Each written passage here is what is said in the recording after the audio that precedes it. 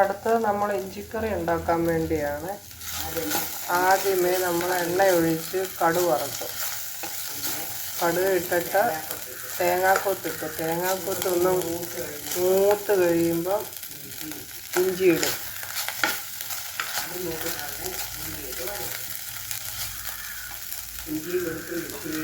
ഇഞ്ചിയും ഒരു സ്വല്പം വെളുത്തുള്ളിയും കൂടെ ഇടും. 2-3 അല്ലി.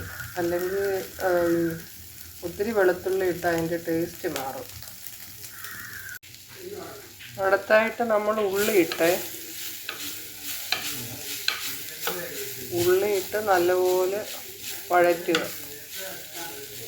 ഇത് ഓണത്തിരക്കിലായതുകൊണ്ട് ഞാൻ പല കൂട്ടാനുകൾ തോരനരിയായിരുന്നു. അപ്പോഴത്തേനും അമ്മ ഉള്ളി ഇട്ടു. എങ്കിലും നിങ്ങൾക്ക് ഞാൻ പറഞ്ഞു തന്നിട്ടുണ്ട് എന്തൊക്കെ ചെയ്യണമെന്ന്.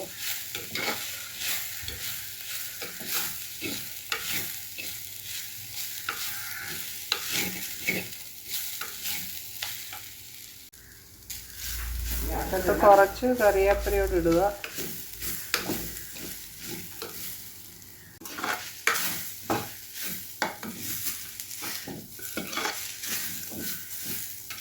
ഇനി നമ്മൾ പൊടികളെല്ലാം കൂടെ ഇടുകയാണ്. കുറച്ച് മഞ്ഞൾപ്പൊടി, അമ്മ പറഞ്ഞു ഇതെന്തോ മല്ലിപ്പൊടി 2 ടീസ്പൂൺ, മുളക് പൊടി 1, 2,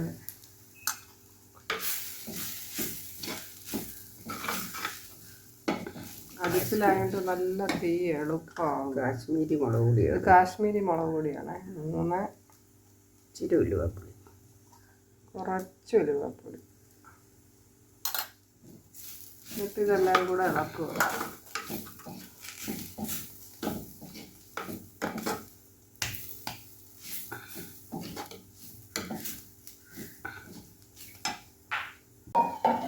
ഇനി ഇതിലേക്ക് നമ്മൾ കുറച്ച് ചൂടുവെള്ളം ഒഴിക്കുക. ഉള്ളി അങ്ങ് പച്ചയ്ക്ക്. അല്ലെങ്കിൽ ചൂടുവെള്ളം അല്ലെങ്കിൽ പച്ചവെള്ളം ഒഴിച്ചാൽ ഉള്ളിക്ക് ഒരു പിന്നെയും പച്ച പോലെ. അതിനാണ് നമ്മൾ ചൂടുവെള്ളം ഒഴിക്കുന്നത്.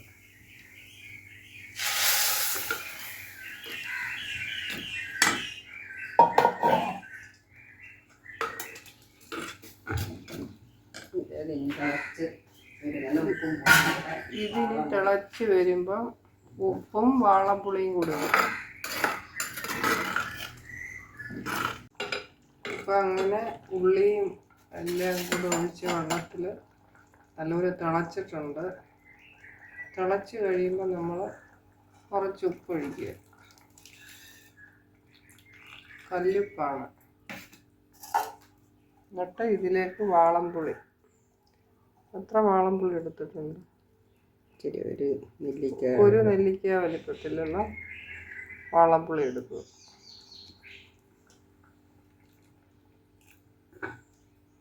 അത് ആ വാളംപുളിയുടെ വെള്ളം ഒഴിക്കുക. ചെറുതായിട്ട് ഇളക്കി കൊടുക്കുക. കായം, ഇനി കുറച്ച് കായം ഇടുക. കുറച്ചിരി എന്നുവെച്ചാൽ ഒരു ചെറിയ കുഞ്ഞ് നെല്ലിക്കയില്ലേ, അത് ആയി വരുമ്പോൾ ഉള്ള ചെറിയ അതേപോലത്തെ അരിനെല്ലിക്കയില്ലേ, അത്രയും ടൈപ്പ്. തേങ്ങ വറുത്തരച്ച് നല്ല എണ്ണമയം പോലെ അരിഞ്ഞ് നല്ല കുറുകുറാന്നിരിക്കുന്ന തേങ്ങ വെള്ളം ഒഴിക്കാതെ അരച്ചതല്ലേ, അതാണ് ഇതിൻ്റെ മെയിൻ ഹൈലൈറ്റ്. ഇതെങ്ങനെ മിക്സിയിൽ അരച്ചില്ലേ?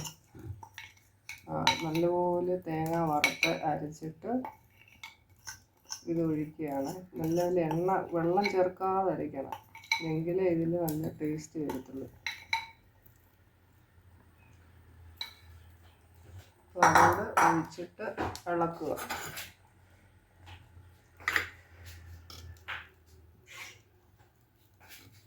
കറി നല്ലപോലെ ഇളക്കി നല്ലപോലെ തിളച്ച്